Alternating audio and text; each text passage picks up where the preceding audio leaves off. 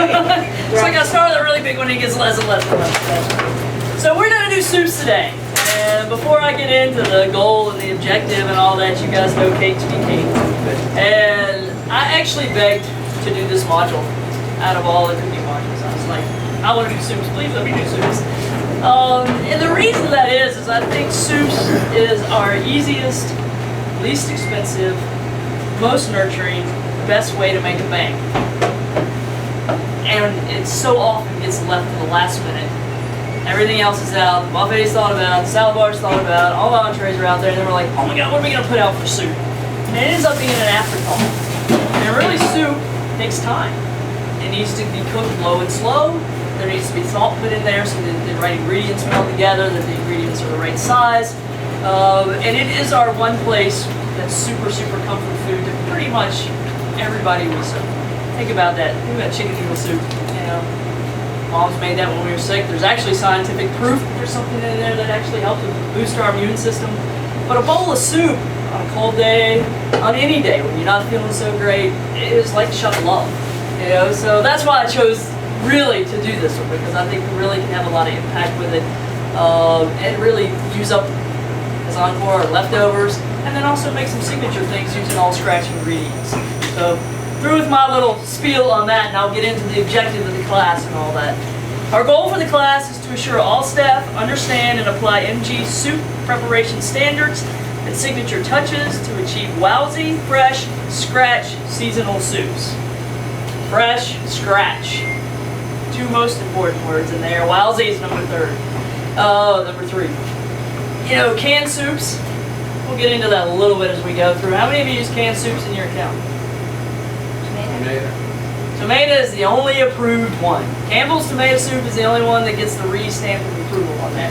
And again, I think that goes back to us as children. You know, Campbell's tomato soup and a grilled cheese sandwich, or potatoes or peanut butter sandwich, whatever you dipped in there, there's that connection. And kids connect with that as tomato soup. And most of us as adults really, when we think of tomato soup, that's what we think of first. We don't think of that fancy tomato basil or, you know, the great other tomato soups that are out there, but the first thing that comes to mind is Campbell's. And so that's a really good product. It's a consistent product. But other than that, we shouldn't have chicken noodle on the shelf, right? Because we can make that as simple and easy. Now you may have some cream of mushroom or some cream of chicken or something that's going in casseroles and that sort of thing, but it should never be featured, you know, out there as the star on your soup bar. I'm not going to go a whole lot into the tools. We've covered most of this in all the other classes. You certainly want to make sure you have a nice level stock pot. It makes cooking soup a whole lot easier than those that are kind of wobbly or burn on the bottom. So if you can find one that's nice and level, it certainly makes sweating your vegetables and sauteing your vegetables a much easier job. Makes cooking even or in the pot, so you don't have hot spots or cold spots, so you get it all the same temperature pretty close at the same time. Of course, you want to have, you know, everything prepared before you start making soups. So in your process, you know, if your recipe's calling for diced onions, diced carrots, diced celery, diced chicken, noodles, broth, all that should be assembled before you actually start making your soup, so that you're not running around and part of it doesn't get burnt or overdone. I've seen that happen a lot with our cooks. You know, they'll start with all the vegetables, they cut all that, but they didn't cut the chicken to go in there, or they don't have the noodles to go in there, and while they're running around the kitchen to get that, what happens to what's in the pot? It burns, or it gets way overdone. So having everything in place, mise en place, is really important when you're making soups. So we're going to go through the MGBPs, and then we'll go through the standards, and talk about some tips and that sort of thing, and then we'll actually get into making some soups. I want to watch out because that clock keeps changing time. Last time I thought it was the longest class in history because it stayed 9 o'clock through almost the whole class. And I'm like, really? It's never taken me this long to go through all this. So anyway, everybody, if you'll refer to your carabiner, we really want to make sure everybody's using these and they know what page we're on. There's one right here, the soup MGBPs. A lot of this is not new information. It's things that have been on our menu cycle, have been on the bottom of your production sheets for years. But number one, to think fresh, local, scratch. Prepare with care, create menus with wow. Soup's a great place to do that, an easy place to do that, and an inexpensive place to do that. Number one, house-made, homemade, great way to use up your leftovers in that process. Seasonal, you know, think about what's in season. We don't want cold soups in the middle of January or February when it's freezing outside. Consequently, you don't necessarily want a really heavy stew, you know, in the middle of July. People typically are not going to eat the heavier ones in the hotter months, and they don't certainly want the cold ones in the colder months. 2 soups are always better than 1. If you've got room out on your hotline for that. If not, the 1 really needs to be what? Good and lousy. Yeah, really needs to make an impact. Never 2 cream soups. So we wouldn't want cream of potato and cream of broccoli on the same day. You want to do a broth soup and then a cream soup. Again, as I said, a great place for leftovers. Cuts. What are we looking for in cuts? Like size. And same size. And why is it so important to have same size? So it all cooks the same and even. Say we're going to puree that soup. Does it still all need to be the same size? Yeah. Yes. So that it cooks evenly in the pot and things get done at the same time. We don't have raw onions, cooked onions, sort of thing. Low and slow. That's really important with soup. You need time for the flavors actually to meld together. And for the cooking method, bring them to a boil and simmer, it actually starts to break down each element that's in there, allowing its flavor to meld with the other flavors. Do it really fast, bring it to a boil, take it off and dump it. You get an okay soup, but you don't get that great flavor, you don't get that richness, you don't get that wow factor, you get kind of a water soup almost. You've had soups that kind of taste sort of like there's not a whole lot there. They haven't had the time to actually cook low and slow for the flavors to meld together. Anybody knows who made chili, next day it's always better, right? Or a good pot of vegetable soup, usually the next day it's always better. That's because the flavors have had time to meld together. Pureed versions are hip. And when we talk about pureed versions, we're talking about pureed really versus cream-based soups. We're not seeing a whole lot of strictly cream of potato, cream of broccoli. Those are actually more like pureed. So we're taking half of the item out, pureeing, leave some of it chunky, some of it pureed. We're actually pureeing the whole thing. And you avoid having to use thickeners that way, you avoid adding extra fat that way. And they're really a hot trend right now on a lot of different menus. We're going to talk about that. And the last thing on here is a hot button, and the pun is intended to serve it hot, hot, hot. Nobody likes a lukewarm soup. And on almost all of our FQAs walking through and our customer surveys, we get a lot of dings on lukewarm soup. So we really need to make sure that the soup is nice and hot. It's a hot soup. So we're going to flip over that page and go to our soup standards. And there's a lot of information on here. At any time, please feel free to ask questions about it. I'm going to kind of roll through it because it does take a little bit of time to actually cook 3 soups, and we really don't have as much time as we need for that. So the top part is just kind of a repeat. Think fresh, local, scratch, prepare, repair, create menus with wow. Some reminders there that are also on the MGBPs. Seasonal, popular, old style versus the new trends. Do a nice mix of those. Proper consistency. Again, if you're going to do a completely pureed, you want to make sure it's completely pureed. Right thickener, which we will talk about as we move down to the bottom of this sheet, and small dices, bite size, and you'll see there only okay cans is Campbell's tomatoes. One more plug for that. Categories of soups. We have a clear soup, which is broth-based, thin consistency. Those would typically be what kind of soups? Chicken noodle. Vegetable. Absolutely. Bean soups, again, we're going to start with a broth base, and we have changed this top portion. It's actually more like a quarter to a third of the beans that we take out and puree. If you do a half ratio, you get kind of like refried bean texture. You get more of a paste than you do soup. You still want your bean soup to be a brothy soup, but you're just pureeing a portion of that to get you some richness and deepness and some mouthfeel really when you eat the soup. So we found that about a quarter to a third works best for that. Next on there is pureed soup. We're going to make one of those today. They're broth based and there's no cream or dairy added to those whatsoever. We're doing a butternut squash today, but you can certainly use any of your hard squashes for that. You could actually use broccoli for that. You can use asparagus for that if you wanted to. And just using the puree, no cream whatsoever. And then the last on here is a cream soup, which you actually start with a broth base. How many of you start with 2 gallons of some kind of milk, or a gallon and a half, or whatever? I've seen that in lots of places. You're making cream of potato soup, and in goes the milk. Up goes the food cost. Consistency's not as good. It gets scorched much quicker and easier. So you actually are finishing with cream. Cream is kind of like the garnish in a cream soup, really, because you're going to start with 90% broth, put all your ingredients in there, let those cook, and then you're going to add your cream at the very end. We do have on here evaporated milk. It should be skimmed evaporated milk, And that is a great way to get the same mouthfeel as heavy cream with a whole lot lower fat and a whole lot less calories. So we use that actually a lot at Diet and Fitness. If you have, want to offer a healthier version, you can do that. The only thing you need to remember is you cannot bring that soup to a boil once you add the evaporated skim milk, because it will curdle and looks really gross. It'll hold at 180. You can certainly keep it hot. You just can't bring it all the way back up to a boil. So you would want to boil, simmer. The last part, you'd add your cream in, your skim milk, evaporated skim milk in, and then it's ready to serve. It's cheaper too, isn't it? It is cheaper. And, you can hold it on your shelf and dry storage, and it works just great. You'll see size on here again. Again, this was the number one thing when we did a lot of the foodie QA was the size of things in soup, and this is a real hot button. Bite size. Can't say it too many times. Bite size. So we don't have a whole broccoli floret in there or a whole hunk of meat that's thrown in there. Big potato, those sort of things. Menu variety. Certainly always want to do a vegetarian, and then one clear, one creamy, if you can make that happen. Some of those places that only have one soup available, make sure you do a little bit of variety. Chicken noodle is really popular, but then the next day make sure you do a tomato, or make sure you do a vegetarian soup, so there's a good balance throughout the week, so that you balance that out. Some cooking notes. We've already talked a little bit about hot soups, 180 or above. Really important thing on here, preheat the serving vessel. If you take a cold pot, pour your hot soup in there, maybe it is 180 degrees, as soon as it gets into there, it's going to drop anywhere from 10 to 20 degrees like that, and putting it out on the hot line is not going to bring the temperature back up as quick, so you're going to get kind of a lukewarm soup with that.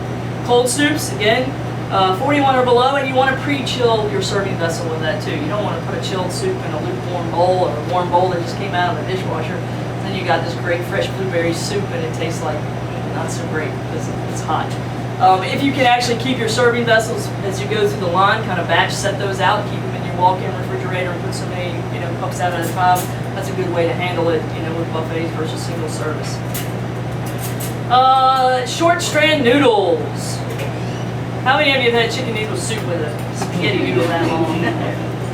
Part of the fun, I guess, as a kid is to suck that up through the spoon and, get it all over the place. But typically, most of our clients and the people we serve to, they don't want splashed chicken noodle soup all over their shirt or their tie, that sort of thing. So if you're going to use those spaghetti noodles, just make sure you cut them down and so they fit into the spoon. Pretty much you want everything in your soup when you pick it up to fit right into the spoon, not to be hanging off or dripping down. Taste often. And really something to remember with that, the longer the soup cooks, the more intense your flavors are going to be. So you don't want to pour in a bunch of salt when you taste it the first 15, 20 minutes it's been on the stove. It's not quite right yet. You put all your salt in then and keep cooking it. By the time your soup is finished, it's going to be over salty. So you want to taste periodically through that. How do we taste soup? Do we do this? Yum. Disposable spoons, tasting spoons. But how many of you have seen that happen, like over and over again? So it's good to kind of set that up so your cooks are used to that. We can afford in our budget to use disposable spoons, so we have a couple of tasting spoons at each station, and then they taste once and throw it away. If you're using metal spoons, it helps to label. These are for tasting, these are for dirty, and then they can take them to the dishwasher. But just kind of watch the finger. I still catch it as much as I preach it all the time. So. Season properly, we've already talked about that, limiting salt. Proper serving vessel, you want the right size for what you're serving. You want to make sure that it actually fits into your hot well. You want to make sure that you have the right utensil, the right size ladle. If your bowls are only this big, you don't want a ladle this big. It makes it difficult for people to be able to dip their soup and get it to the serving vessel without burning themselves or spilling it. And we want to make sure that they're covered when they're out on the hot line. Make sure there's a cover for those. And the last thing there is accompaniment or garnish. This is a really great way that you can already take a fabulous soup and take it just one more notch higher. And use up again things that you have in the kitchen. Maybe you have 6 tortillas leftovers. Chop those up and fry them, make a little crispy tortilla to go on top of your black bean soup. Maybe you have a teeny bit of pico de gallo or a little salsa left over. You can put that out for them to put on there. Fresh herbs. Maybe you chopped up a whole bunch of parsley or basil the day before that you're going to use for garnish. You didn't quite get to use it all. You felt it properly. It still looks pretty. Put that out there for them to use. So toasted nuts, those sort of things, because it really just adds a great another level to the soup. We look at the 5 quick tips that are right there in the middle. Beans and If you're using dried, make sure you pre-soak. If you're using canned, we need to do what? Drain and rinse. And why do we drain and rinse? Get the schmutz off. Get the smooch off, or get the ookie off, or whatever. Yeah, that stuff is really gross. It does not add anything to flavor or taste. There's a couple other reasons for that. Rinsing actually will reduce the sodium that are in the beans already. And it also helps with the gastrointestinal problems that some people have when they eat beans. It actually reduces that reaction in the body. So it's another good thing to let them run underwater and reduce that. So it's very helpful from that standpoint. Sweat versus saute your veggies for soup. Most of our recipes do say to saute. What really is meant to happen is to sweat on those. We really want the water to come out and evaporate. We don't want a whole lot of color on most of the vegetables or in there, a whole lot of caramelizations. There are some exceptions. I mean, you know, you're making black bean soup, it's all right to get a little color on your onions and your peppers because you want that depth of kind of a smoky flavor versus the clean flavor that's in there. Denise and I are working on going through Chef Tech and changing all of those. We just haven't got to that point yet. It's a huge project, and this came first, so we are moving after that to get that changed. Bean soups is a standard for us, as we said before, to puree 1/4 to 1/3 and leave the rest whole. If you're using dried herbs, you want to put those in the sweating process. And the point of that is basically to rehydrate those. You want to pull out all the flavor because they're basically dried. You need to rehydrate them for their essence to come out. If you're using fresh herbs, you want to put those in at the very end. Put them in the beginning, you're going to kill them. You're not going to get any of the great flavor from the sage or the basil or whatever that's going in there. Take your time, again, I can't say that enough, low and slow, and it's not a last minute thing. We really talk about planning it the day before. You know, looking through and saying, okay, I've got this and this in the cooler, I can use that up for soup. I don't have anything, so let me see what I can, you know, do from scratch, what we have, what we can order from produce, and have it planned out. So it's actually part of the whole production scheme and not something that, again, is left to the last minute for cooks to decide.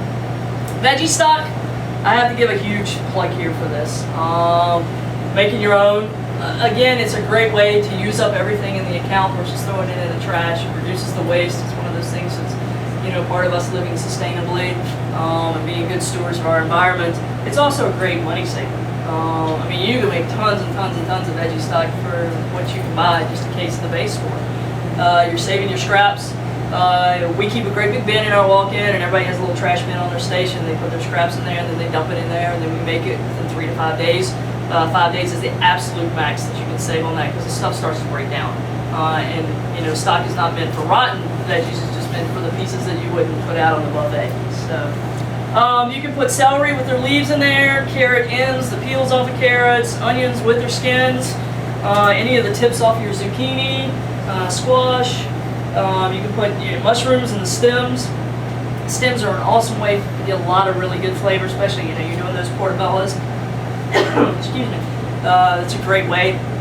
Wash those, put them in the stock to get some awesome flavor. Your tomato bits, you know, the ends you cut off your tomatoes, or if you core your tomatoes, all that can go right in. It's really good. I do want to reiterate that this is not leftover product. You don't take your leftover squash that you had out on the buffet or something you steamed and cooked and plan to make stock with that. Okay? This is fresh, cut, what would typically be trash that wants to go in here. Things that you should never put in there, peppers. What peppers? Flavor. Yeah, everything would taste like the peppers. It's very, very strong. And that's the case with most of the things that are in this column. Asparagus, again, everything in there tastes like asparagus, or actually it tastes really bitter. It's almost a soured flavor to it when you put asparagus in there, because that's happened with us before. Broccoli, again, because of the strong flavor. Beets are going to change the color, and also they're so strong in flavor. Parsnips, turnips, rutabagas, all those fall into the same category. One thing that didn't make it on here is we didn't put like rosemary stems either, again, because of the strong flavor for that. Now if we jump down to the bottom part here on thickeners, and then we're actually really, honestly, truly going to make some soup here. You know, talking about what we have chosen as a company, as Meriwether Gazzi, as the best procedures and the best ways to go about thickening. Pureeing part of the soup is really the easiest, cheapest, and the best way to get the right consistency. You know, we strongly suggest, you know, you purchase, this is just a tiny immersion blender. This one cost me $60. This is about 11 years ago. I think we looked at Adamsburg, they're about $85 now. That's a good investment. I mean, this one has lasted me that long. I do use it all the time. It's a good size for a small account, and certainly if you're doing, 50 gallons of soup, this is not going to work. You want a bigger, larger one. You can also use a blender. You can also use a food processor. A little caution on the blender. If you're going to use a blender, you don't want to fill it more than about a third full, is what I tell my cooks, because it builds up pressure and it will actually explode. And it'll blow all over the kitchen. You get a really bad burn, and it's really a mess to clean off the ceiling. You want to make sure that if they do use a blender, that they're also using a towel and holding down the top, because even with a third, the pressure that builds up sometimes can make the top blow off. So we really want to be safe with that. If you're using a food processor, again, you want to put a very small amount in there because the liquid actually will start to spill out. So you want to do it in very teeny tiny batches. Immersion blender is actually the best way to look at that. Katie's account has none, so we actually made cream of potato soup the other day, or pureed potato soup, and we cooked the potatoes all the way. We hand mashed them with a hand masher, then whisked them up. That's not ideal. I don't say you got to do that for all. As we're looking at next year, you're doing budgets. We talked about those account improvements and that sort of thing. $80 really isn't a lot when you look at the scheme. Put it in there, plan for it, so you can do that, make your life a whole lot easier in the process. Some other things that you can use to thicken: cooked potatoes. If you've got leftover mashed potatoes or leftover peeled roasted potatoes, put those in the cooking process. You do need to bring the temperature up to 165 because you are using a leftover. But then you just puree those with your little wine mixer, and they're a great thickener for things. You can put bread in your soup. Cut up fresh bread.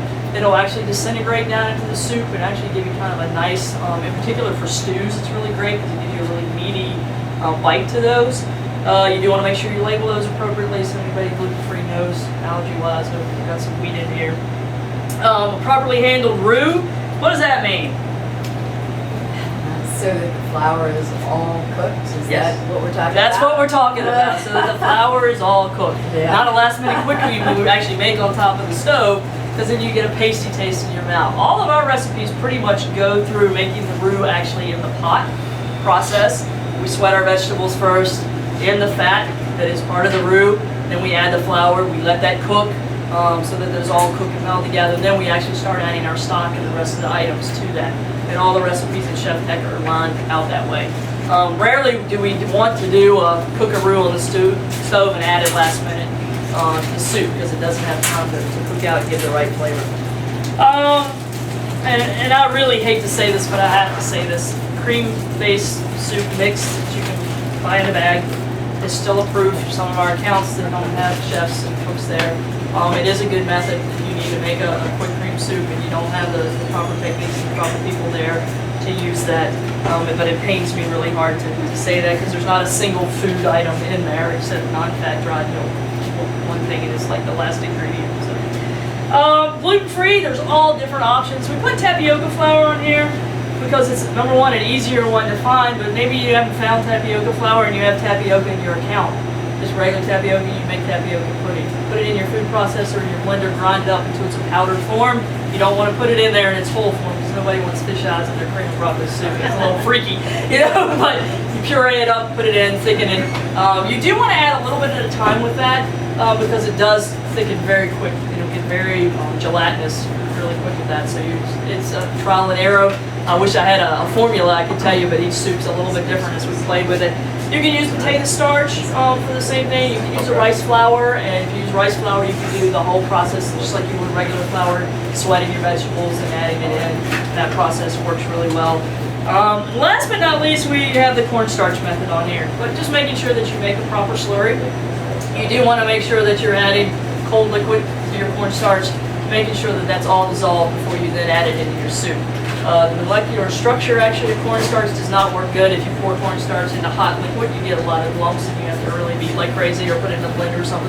So you always want to add cold liquid to that. Any questions before we get into? Yeah, absolutely. I just want to say we've been using arrowroot with great success because it's just it has so much more available starch than either flour or cornstarch. Right.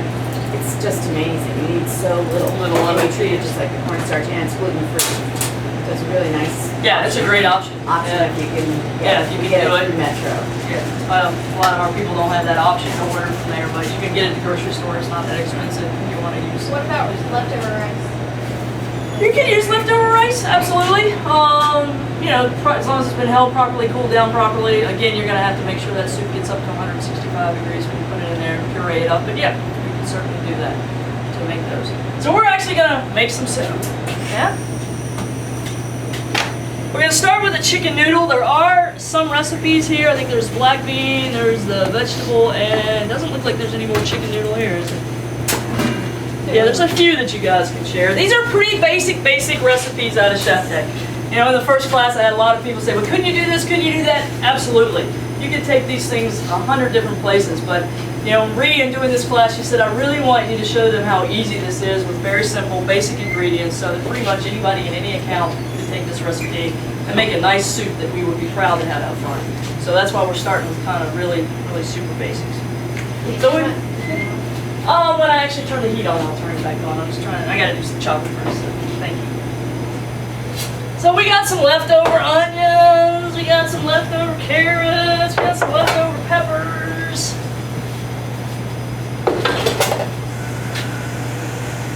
So can I throw my carrots in like this? No. How about my peppers? They're marginal, but they're a little big. Yeah, so we need to cut these up even more. Now, I sort of have finally got all these the same size, but when I first pulled this out, I had onions in here this big, onions in here this big, onions in here that big. I was starting to wonder about the cuts class yesterday, but they told me they just dumped them all together, so everybody got redeemed on that. So I'm actually going to do all my chopping at once for all three of the soups. That way we can kind of just roll right through. So I'm going to dice up some onions, I'll further dice up the peppers, I'll put up the carrots and the celery for that. But let's talk about soups. What are challenges you guys might have in your accounts with your cooks or yourselves or whatever making soups? No challenges? Everybody's got it down pat. What am I teaching this class for then? I would say skill level. And what do you mean by that? I don't think where I'm at right now they've been forced to follow recipes. Right. So it's almost hard for them to follow a recipe. And that's a key point. Maybe you think, oh, I don't need a recipe to make soup. I make soup all the time. I got it memorized in my head. But what happens when you're on vacation? Or what happens if you're here at the director's meeting and they need to make soup? It's really important that we get used to using recipes, even for us chefs who like to, you know, be very creative and that sort of thing. But if we're making good old chicken noodle soup, it should taste the same no matter whether I make it or whether Derek makes it in our account or Tony's on the front line. It should always taste the same. And the only way we can get it to do that is if we follow the recipe and make that happen. What about seasoning? You recommend 2 people taste it? It's always a good thing to have at least 2 people taste it, because everybody's got a little bit different from that standpoint, so that we make sure that it doesn't get too salty or it's not too bland, and that the flavors are kind of melded. I think what we find lots of times, in particular with cream soups or even pureed vegetable soups, is that you get kind of a pasty taste. So it's real important to taste that as it goes on. And one real easy fix with that is just a little bit of acid. But again, you want somebody else to taste that. So a little squeeze of lemon juice or a little bit of rice wine vinegar or something like that in there. But it does help to have 2 people taste, absolutely. What about other flavor enhancers like kitchen bouquet? Do you recommend any of those? I don't recommend kitchen bouquet. Just again, try to stay more with fresh, natural ingredients.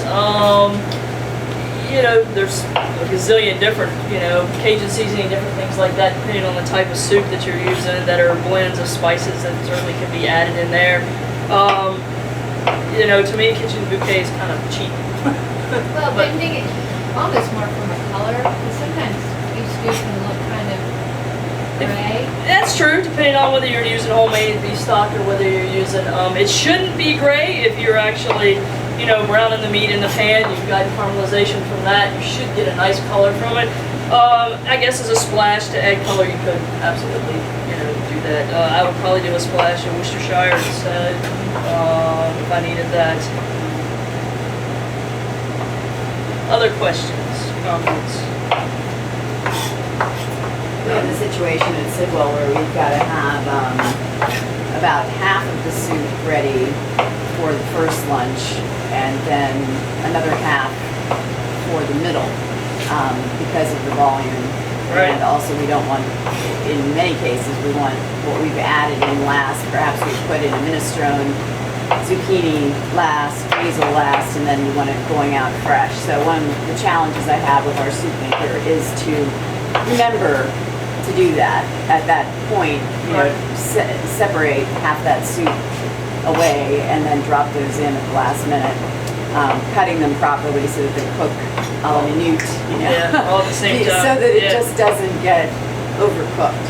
And overstirring is another issue. Like somebody's Overstirring's a stirring big and stirring and stirring, and they're taking the sharp edge that you ever had on the veg that you added last and just, you know, It ends up being wearing mush it in the out. pot, It yeah. looks- Yeah, it looks old. Looks But- all used up. That's a question we had in the other class too about, you know, when do we add pasta? What kind of pasta do we use? Do we use leftover pasta? Do we want to use cooked pasta? Do we want to use raw pasta? You know, typically, like for this chicken noodle we're going to make today, we're going to use raw pasta for that. There's a couple different, you know, theories on that. Using raw pasta in a soup like that, it actually brings out a lot of the starches in it, and so you sort of get a cloudy, milkier looking chicken noodle soup than you would if you pre-cook the noodles and then add them in there. Biggest thing about that you need to realize, read the recipe and what it says. This chicken noodle recipe calls for raw weight of 5 1/3 ounces or something like that. So if I'm using cooked pasta, I'm going to end up with the wrong amount of ratio in my soup if I use that same weight for that. So you need to make those adjustments on the recipes for your cooks. Our chicken noodle today that we made that way turned out fine because the noodles go in at the last minute, we turned it off the heat, and then we actually chilled it down, and then we'll reheat it when we're ready to serve it. But the longer the noodles stay in the pot, the more liquid they absorb. So pretty much what we teach is to take half out, add your noodles to that, ready to go for service, and then, you know, as you watch your soup pot and see how that rolls and how things are going, to add more noodles to it with what's left back in the kitchen. Again, you can't freeze it with the noodles in there because once you defrost it, you're going to get a nice mushy mess out of that. Use that. So you do use raw noodles in it. Yeah. One more thing, two more things to chop up: carrots and celery. And then Derek's going to cut up some chicken back there. We have some leftover chicken that we're going to use. What size do we want that leftover chicken to be? Bite size. Yeah. What if you're using cooked pasta or leftover pasta? You still want to add it at the very end of your cooking process, because if you put it in right at the beginning, or you know, you bring it up the bowl, you put it right in, it's going to turn to mush, and you're going to end up with a pureed, thickened chicken noodle soup that you really weren't looking for when you were looking for more of a, you know, the broth-based soup. So it's a last minute thing there too. But it has to come up to proper temperature because you're using a leftover. So you want to make sure that soup comes up to 165 before you're ready to serve it. Same with if you make your chicken noodle the day ahead before you actually need it, wait till the day you actually need it To add the noodles, I would, yeah. They don't take very long to cook. They're kind of a quick item in there, so. Same thing. What's that? Rice, same thing. Rice, same thing, yeah.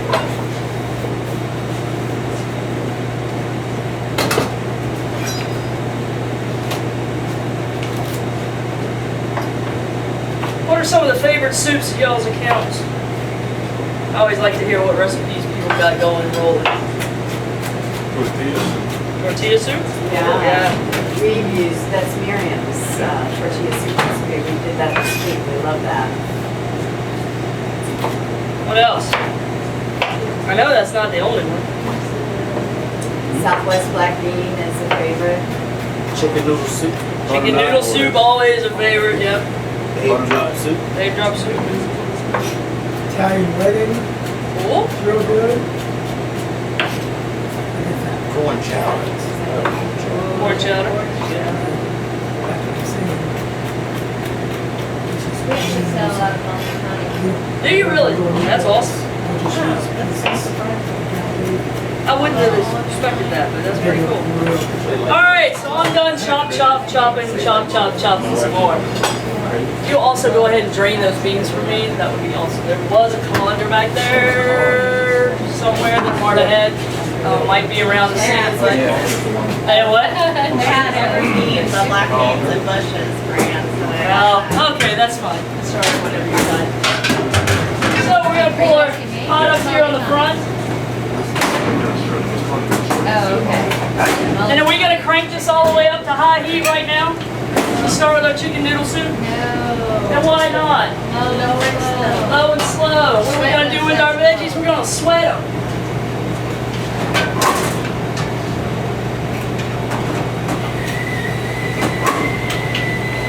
Do you use a combination of oil and butter?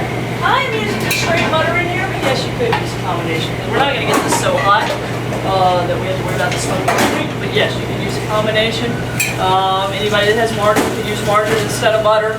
I will tell you guys, we did have that whole debate in the foodie QA, really wanting everybody to go to using butter, to get away from what margarine is. And when we did the cost analysis, it would have been $53,000 more for our whole account than what we currently spend on food. So, that little bit of $31,000 profit we had, it would have been more like 28 in the hole. So we decided it wasn't a battle we could fight right now, but it is something that we still think about and are trying to work on from that standpoint. So, I wonder if it's any more cost effective to use a little olive oil and butter. yeah, Olive oil certainly use slash butter. Trey uses the blended at his account too, which works good. I'm actually going to start with my carrots in here and then put my onions and celery because the carrots are a little bit harder. They can take a little bit longer to cook.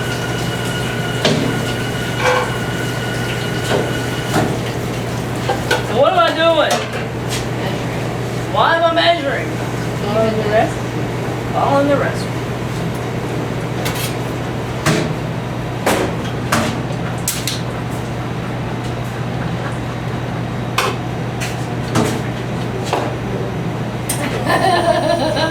One of the things that happens with our chicken noodle is the students go for all the juice, and Lester's always running to make up more chicken, Make it up more juice, yeah.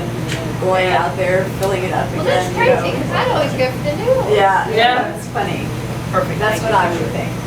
Yeah. Marta said she got me some chicken, so There it yeah, is. there it is. We only need 4 pieces. That'll equal what we need in there. All right. So nice, beautiful, rinsed, drained beans ready to go into the soup.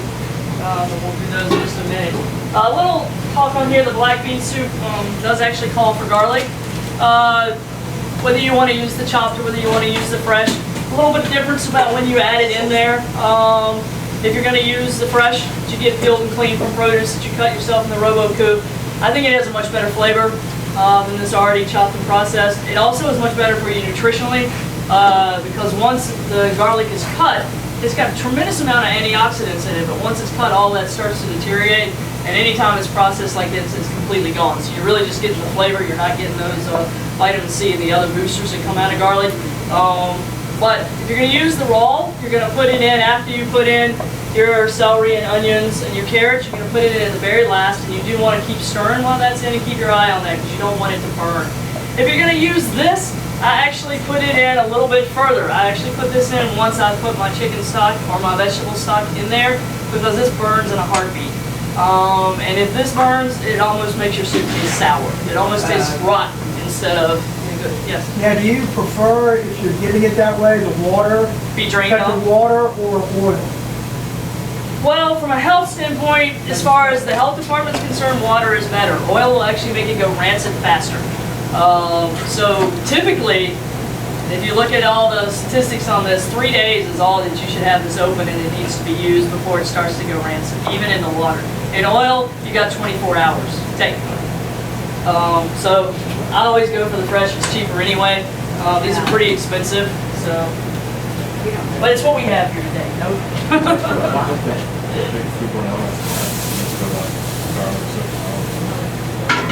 All right.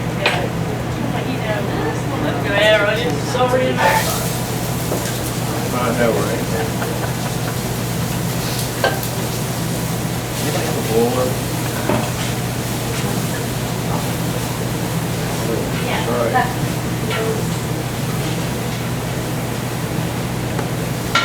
Again, we want this low and slow, so we're just drawing out the flavor. Drawing out the water from that I'm gonna go ahead and start the pot for the black bean too, because we really need to have the time for all this to meld together and taste good. And we also want to have lunch today sometime. And they stole my olive oil. I like this. I like to use the olive oil with the black bean. I think because with black bean I do actually caramelize my vegetables a little bit, just because I like that smoky flavor. This gives me a higher burning point than if I'm just using butter. You can use half and half if you want to as well, if you want that butter flavor in there. Another oil that we use a lot at Diet and Fitness is grapeseed oil. It has a really high burning point. It's right under peanut oil and no allergies with that. It also still has some great health benefits, the same as olive oil, and it costs about the same as olive oil, so it's not a big difference between that standpoint. Do you get that through PFG? The grapeseed oil? Cisco. Ow. Okay. Well, we have to order for them for quite a few of our PC items, so.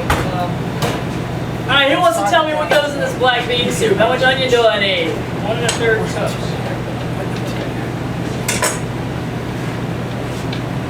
Get some pepper in there, right? 1 cup.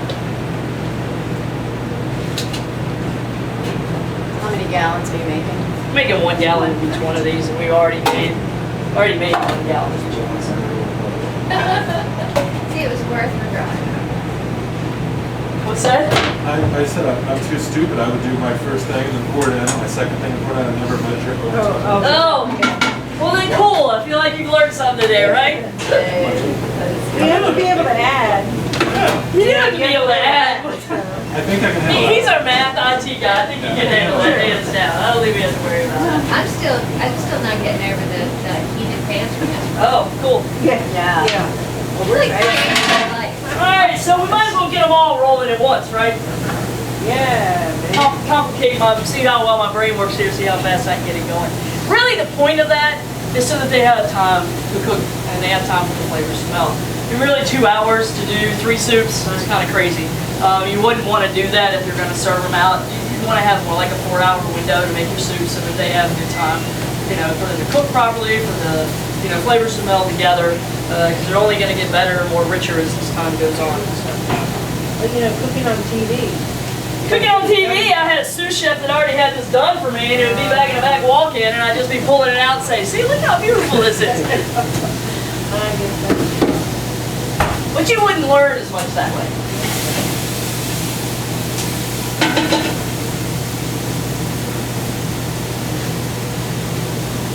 Can we peek? Can we peek? You can peek, yeah, come on up. Anybody want to take a look and sweat it versus? These aren't brown yet, but yeah, the carrot got actually a little bit too much caramelization on it. Color, yeah. But you don't put salt on to draw the water out? I don't.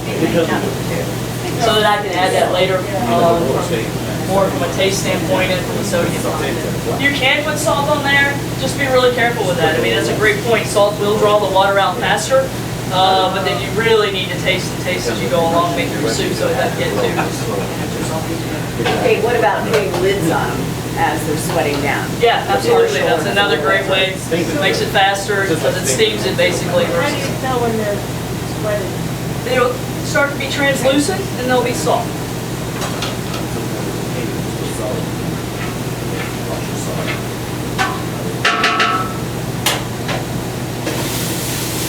Cate Soup Kitchen.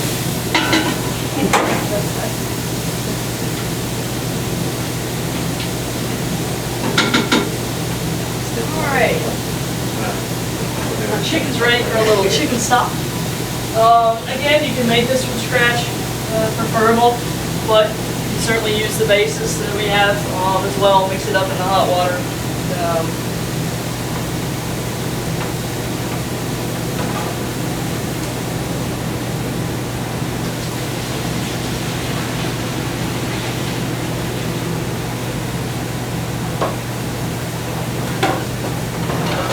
And then since we're using pre-cooked chicken already that's been diced, I'm going to let this come up to temperature, then add my chicken, then we'll add our noodles and our salt and pepper at the end of that, and at the very end we'll do some parsley for a little bit of color and add it to that. Somebody here needs to remind me that as we get really close to the end, I need to take that. There's other soups that we have made and actually add them to these that we're making so we have enough to eat for lunch because we did just one batch at a time. So.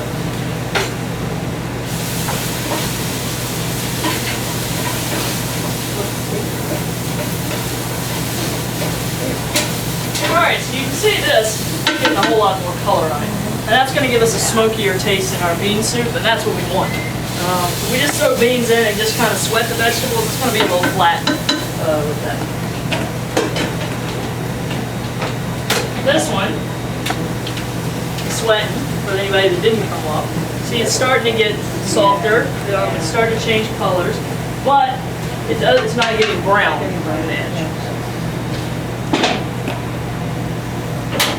I don't remember the order of those, so I don't get them all mixed up. So we don't get our vegetarian mixed up with our. A couple other things. We used the leftover squash that you guys cut up yesterday for our butternut squash soup. But, say that you don't have the time, or you don't want to do that, or you don't already have it cut up, you can actually roast those, just cut them in half, scoop out the seeds, and roast them in the oven whole, and then scrape that out if you're making a pureed soup. It saves a step, saves a little bit of time. You're still going to get that great flavor from the roasted squash. That's important. You don't just want to cut it up and throw it in and boil it, because you're going to lose all the sugars and the good flavor that comes out of that caramelization process. But certainly cutting them in half is a step that'll make it a little bit easier for your cooks, make it a little bit quicker from that standpoint. You do want to make sure they puree it all the way, though, so there's not any stringy pieces or chunks left over. You were going to say something? When you're using pre-roasted, especially because you wanted to get that little bit of crisp on them, do you ever find that that crisp doesn't puree up? That or potatoes? I haven't had a problem with the squash. Sometimes with potatoes, yeah. If you're using, leftover roasted, or you're roasting them and they get, I don't usually put the cornstarch on the outside if I'm using roasted potatoes for soup. We did have some of the leftovers from yesterday that we did that on. It just took longer. They did actually puree, but it just took a whole lot longer to get those to buzz up. And you have to be really careful and watch and make sure they do, because they'll float because they're lighter than everything else. So you actually have to kind of push them down in the soup and make that happen. All right.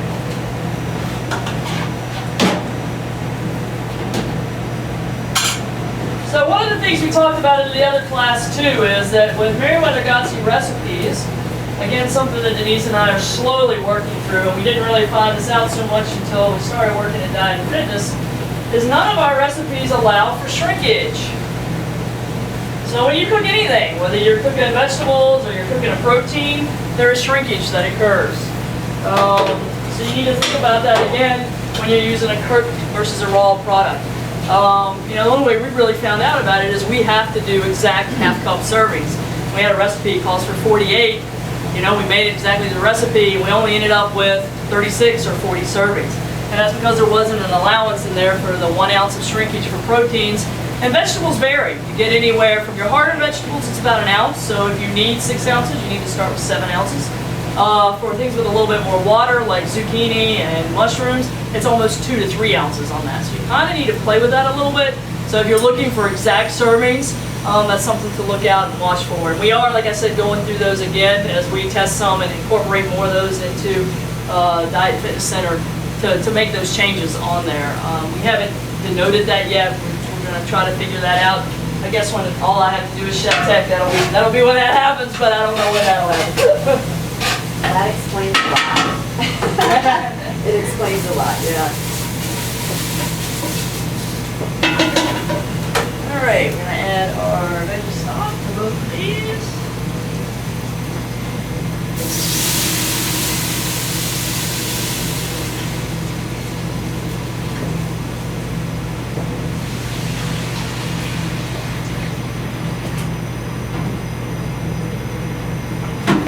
Some dried bean. This one.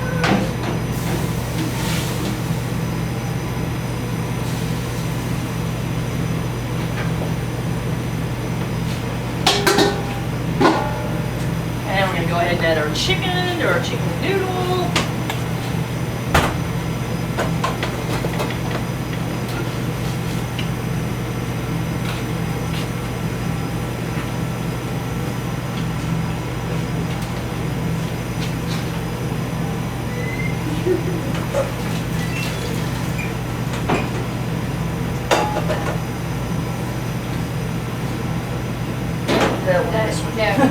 that makes Actually, sense. yeah. Thank you. You can tell I don't usually do 3 soups at once either. All right, so we're gonna bring each one of these up to a boil. And then we will turn them down to a simmer. This is when I'm actually gonna add the chopped garlic and I'm gonna add the bay leaf to our bean soup. And in talking, I forgot to do a very important step. So now I'm gonna have to backtrack and do this. We're using dried ingredients in our bean soup. We're using a little bit of cumin and we're using a little bit of oregano. So since I forgot to put those in, I'm gonna actually toast them in the pan, then we'll put them in so that we have the same effect with that. So that's an easy way to fix that. So my boo-boo becomes another learning lesson. All boo-boos are learning. All boo-boos are learning lessons, that's right. So, like, in the oven? No, we're gonna actually do it in a saute pan since we're using such a small amount. Normally you would just put them in while you're sauteing. Normally I put them in while I'm sauteing the vegetables, yeah. So we're just gonna heat a dry saute pan and just as they start to get fragrant, that's when we'll put them in to the stuff. And it's because you keep bringing out Brings out the flavors and you're rehydrating them. In particular when you're doing chilies and bean soups, it gives it another toasty smokiness that you wouldn't get if you just put them in raw.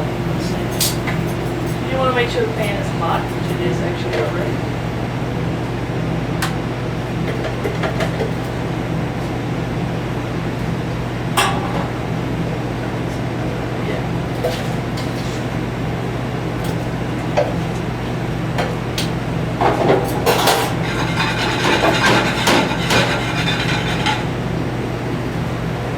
And we need to put a bay leaf in there. That recipe calls for 2/3 of a bay leaf. Just put one in. You can do with the other third of the bay leaf, yeah. Just when we size them down from those big ones to the little ones, sometimes the bigger ones are not always right. So the last thing I will add to most of these is salt and pepper. There's one more ingredient after we put the toasted spices into the black bean that needs to go in there. Can anybody guess what that is? No? Tomato, No? salsa, No? No? Vinegar. After black bean, oh. Vinegar. And we're putting an acid in. It wouldn't necessarily have to be vinegar. You can use lime juice, you can use lemon juice. But we're putting that acid in, again, to make a brighter, richer flavor from the beans. It helps with some of that pastiness that you sometimes get with bean soup. Helps kind of level out that. And it gives a really good kind of zing on the tongue. You don't have to use as much salt that way either because both of those are really, really close on our tongue. And you can actually kind of fool yourself. Even if you're trying to cut sodium out of your diet, if you use a little fresh citrus, that's why they recommend that in a lot of the diets. You can cut down on the salt that you have to use for that. I think you shut that big pan off. You should turn- Yeah, just till I finish over here. Yeah, we're good. This one? Yeah. No, we're still on. Low. But until I get finished back here, I don't want to burn my tummy.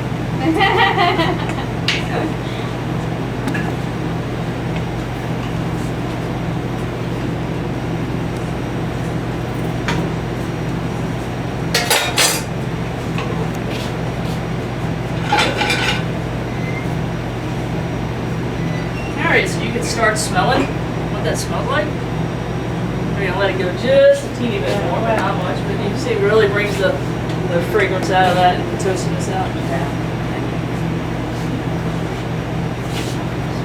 Just a quick minute. That's something that can burn really quickly too, so you kind of have to keep an eye on that because it can go from just being fragrant to being burnt really, really quick.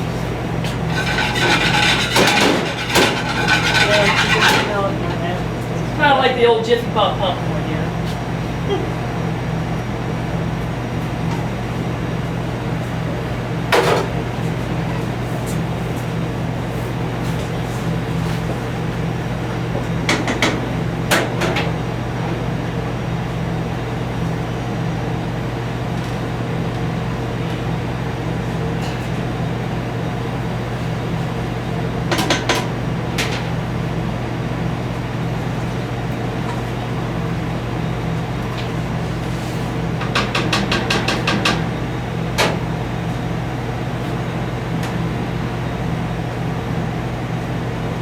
Now we wait.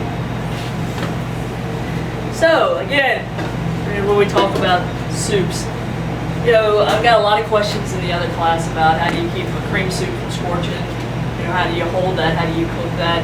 You don't run into that problem as much if you're using, stock as your base and you're finishing with cream. But say you need to reheat that the next day. There's a couple different ways you can do it. If you're doing low and slow, you're usually pretty much okay. But you can also use a double boiler. Put your water in the bottom, pot on top, and continue to stir that. You do need to get it back up to 165 to make sure that it's at the right temperature. Stirring it often, but not too much, so that we're moving the item through the pan so that it gets the heat as well as the top. But low and slow pretty much always works for that. Another thing I've had people ask about, like out on a soup well, they're scorch on the bottom. Usually if that happens, there's not enough water in your soup well, and you've got it cranked up way too high. You can always bring back the soup, heat it up, and take it back out, versus trying to cook it on the line, which is really not the right place to do that. So just continue as you check your temperatures, as you go through checking your buffet and that sort of thing. Keep an eye on it. Any other questions? On the sheet, it's 180 for the hot soups. To bring them to 180 to start with. Or Service, 165? they should be at 180. 165 to be safe. Just saying if you're using the leftover ingredients, you're reheating the next day. 180 for palate taste. Like I said on our surveys, they got us over and over again on that it's not hot. It's something we hear quite often. I think more than not, lots of times because it goes in a cold bowl or that kills it, or it goes in a cold vessel. Alright, so our black bean is up and boiling, so we're going to turn it down to simmer. If you're using evaporated milk, Yes. so cream, the same amount. Yes. Yeah, absolutely. And then work out the same. And you're actually cutting the calories in half and you're cutting the fat in half. So you still get a nice rich soup, but it still falls under our healthy category. Now the noodles, do you think they absorb 100% of their volume of water? If they're left in the soup, yeah. Easily. Easily. And that's why it's easier, if you can add them in as batch.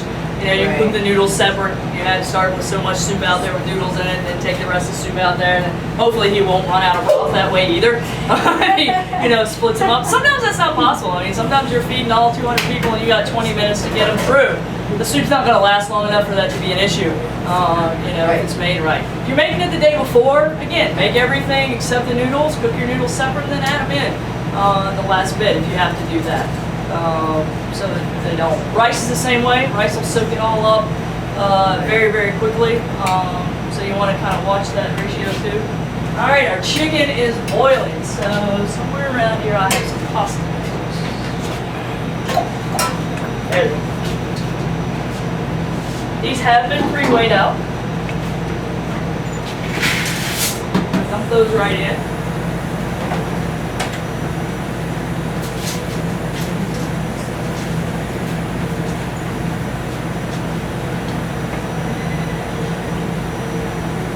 Let that come back up to a boil, and then we'll turn it down to simmer, let the noodles continue to cook.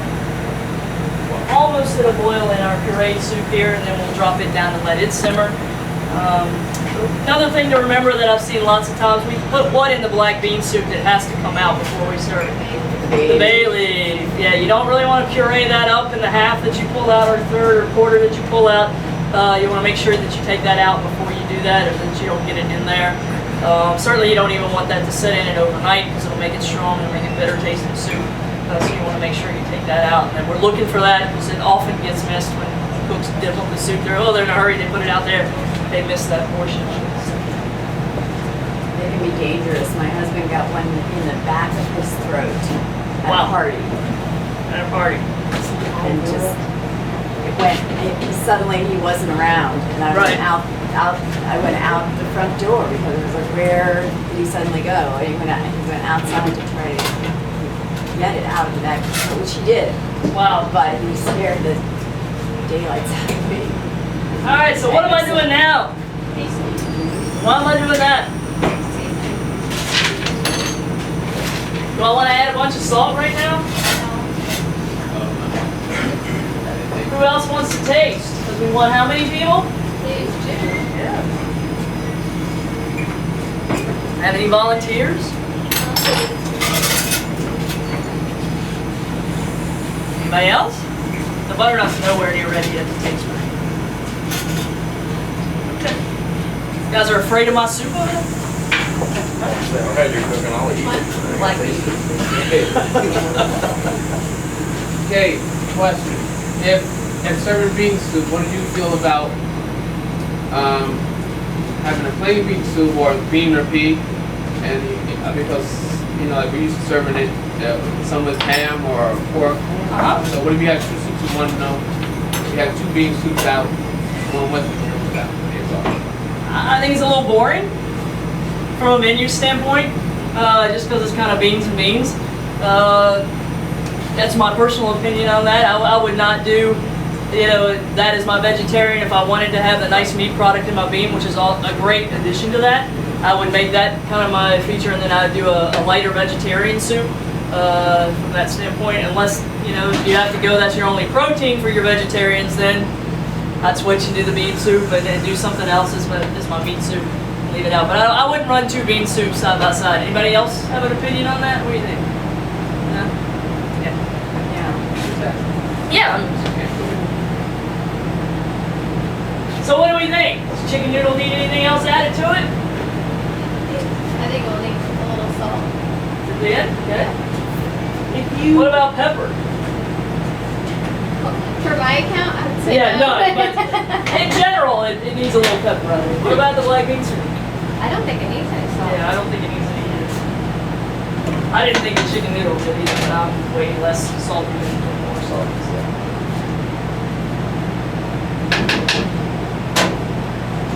All right. In the essence of time, we gotta start pureeing. I'm gonna come right over here and set some in. Since we're pureeing all of this up in the for the soup, I just do it right in the pot. But again, if you have this pot filled all the way up to here, you don't really want to stick your immersion blender down in there. You're going to end up with stuff all over you. You're going to end up getting burned by accident. So split it up into two containers that way. Also, it's kind of hard when you have a batch that big to be able to tell whether everything's pureed in it. And you'll get some chunks when you don't want chunks and that sort of thing. I had a couple questions in the other class about this butternut squash soup. This is actually a thinner pureed version than a really super thick. There are lots of ways if you want to make it thicker, you increase your ratio of butternut squash to broth. You can also add roasted apples and onions and all those kind of wonderful things in there that's going to give it some more texture, some more broth. The leftover cooked potatoes we put in the first one, which actually helps thicken it a little bit more. Just gonna let it go till it's all pureed. We have a batch completed over here. If you want to see what that looks like, show that. You see what I mean? It's a thinner. It's not a super thick. So it's not what you would think of as a cream soup, but it is what you would think of as a pureed soup. They do have different. It's a creamy soup, yeah. They do have different textures.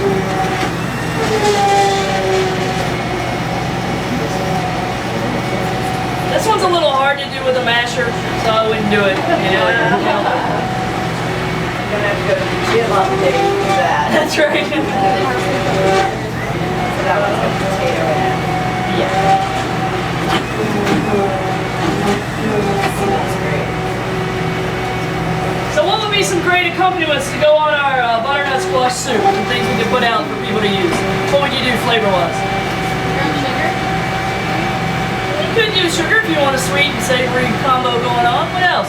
Roasted nuts, Toasted nuts, yeah. creme fraiche. Creme fraiche.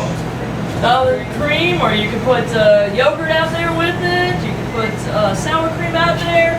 But a really good thing to go with it is some crispy fried sage or some chopped up fresh sage. The butternut and sage are such a cool complement to each other. And that one's a kind of quick and easy. Toasted brown, yeah, breadcrumbs with the sage in it. That'd be an awesome complement to put out there. And again, that takes something that looks kind of boring, just a plain, soup, and takes it somewhere else. Little effort, little pulse. Really makes a nice wow thing in the middle. How long can you freeze breadcrumbs?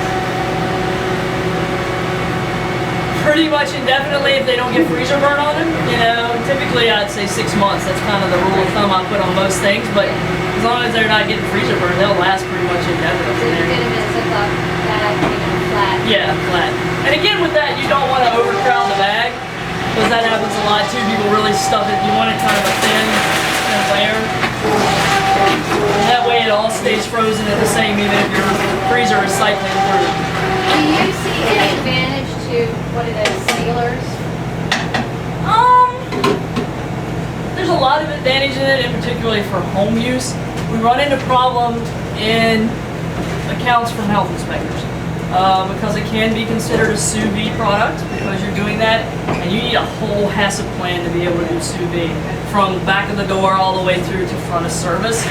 We don't have that as Meriwether Gossett. I mean, we got some great standards, but we don't use the HACCP plan for that. So it's kind of tricky to have one in your account. And typically you can't find a commercial one that doesn't look like a sous vide or isn't a sous vide machine. So you can even get, because it's not NSF approved, having that. I mean, for home use, I have one. I think they're phenomenal. They're great. They add a bunch of life to even stuff you put in your refrigerator. And the account, unfortunately, can't do that. So. We use one at home and we love it. We use it for the my husband makes duck confit and boudin blanc, the chicken sausage that's traditional for Christmas Eve in France, and we put those in those seals and it keeps it really well. I mean, duck fat for your duck confit is what seals it. All right, who wants to taste this well? But that's the next best thing. Great, because it'll last for weeks like that. And this is really plain and basic though, but good flavor, So right? what For a plain seasoning do you basic. put in here? Right here now, the only thing that's in here is the salt and pepper that was on top of the squash to begin with, and the onions and the squash itself. And it's got a pretty good flavor all by itself. Maybe other spoons, I don't know, it might be enough. Apples, absolutely, yeah. I mean, I always make mine with apples, but like I said, This you one know, doesn't have that. this one doesn't have it. We wanted a really basic 5-ingredient soup that you could give to anybody in your kitchen and say, make this. And this is a good quality soup. This would be something you could be proud of putting out there without a lot of stuff added to it. So that would yeah. Wow. Maybe so that's part of our problem. We make it too We make it too complicated. complicated sometimes, yeah, and it's overwhelming for our average cooks. You know, I mean, when we're always trying to go somewhere else with it, take it someplace else, and another flavor complex, which is awesome. I mean, that's why we're chefs and that's what we do. But day to day, in and out, you know, sometimes that's more information than they need. I mean, that's kind of what we talked about trying to create these things. Is sometimes we have so much information, it's overwhelming, and they're just like, oh, bother, you know, you make it, or this is just too hard for me. Well, you know, and I know that even when I cook at home, if I've got a recipe that's this long and I've got a recipe that's this long, You're gonna make that one. this is what I'm Yeah. I mean, time is always an issue for us. Getting things done is always an issue. So, you know, simple is much better. I look at most cookbooks that you can buy out there as coffee table books. Because most cookbooks are, you know, they've got the professional photographer that's taking all the pictures, which is awesome. It gives you a beautiful picture. But if you read through, most of them got 10 or plus ingredients, and they take anywhere from an hour and a half to 3 hours to complete. Most of us, when we come home, we're not going to make that happen. You know, we're just not going to. But you can make that. I'm just washing this over for me so I can do this for the black bean. Yeah, and you in a hurry pretty quickly. You know, if you had a little extra time the day before, you could have roasted your squash the day before, just pull it out, throw it in there, and you can have a really good quality soup, nutritious. Like you were talking about doing that, if you just put the squash in the oven sort of as you're doing the rest of this, you can pull it right out and scrape it. Yes, absolutely. Pull it right out and put it right in the pot soup. Sure, because how long did that cook last night? The squash, not very long. We did about 30 minutes tops. 30 minutes? Yeah, about 30 to 45 minutes. Same thing on the potatoes, a little longer? A little longer than the potatoes. The potatoes were almost an hour. I didn't feel like that. Yeah. Yeah, it didn't at all. Yeah, not quite. I was gonna say 10, 15 minutes. All right, so we're gonna pull out a third of our black And beans obviously the smaller you cut it. and puree that up.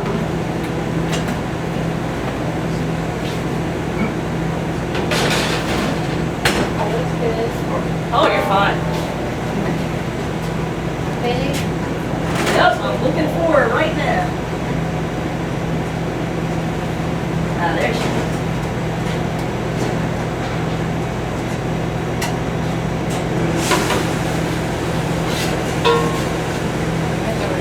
can go right there. You're fine. You're fine.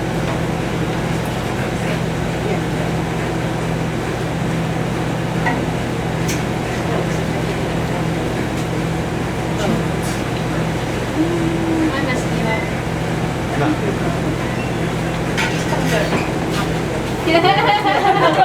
I'm going back over here.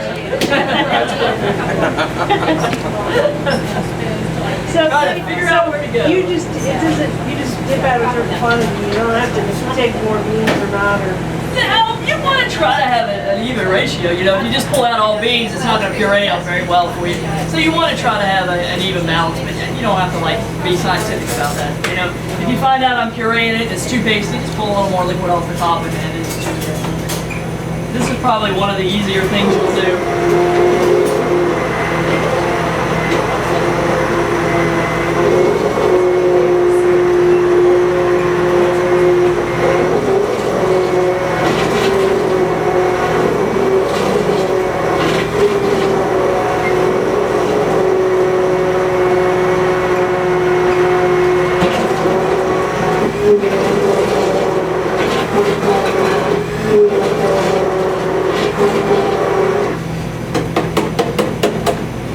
Good. Again, with this, we're not trying to make bean paste or refried beans. We still want the basics of the bean to be a broth soup. So this is really for mouthfeel and texture. It makes it a little bit easier to eat it because the beans actually will kind of adhere to this and make it a little bit easier versus you getting a mouthful of broth and then a mouthful of beans. But it's not to make it a super thick or pasty soup.